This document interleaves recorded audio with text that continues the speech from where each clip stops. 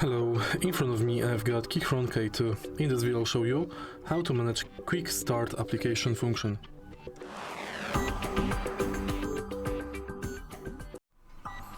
In the beginning, let's go to KEYCHRON app, launcher.keychron.com, and go to Quick Start.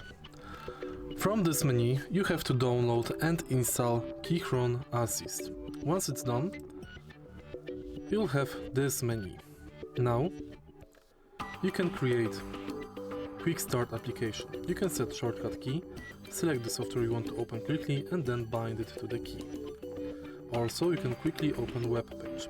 You can set shortcut key, select the web address you want to open quickly, and then bind it to it.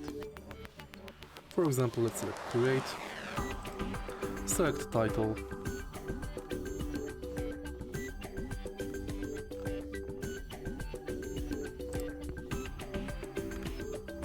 select key, and submit.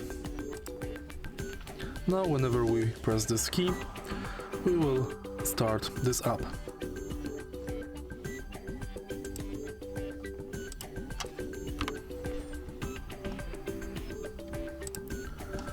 If you find this video helpful, please leave like, comment and subscribe.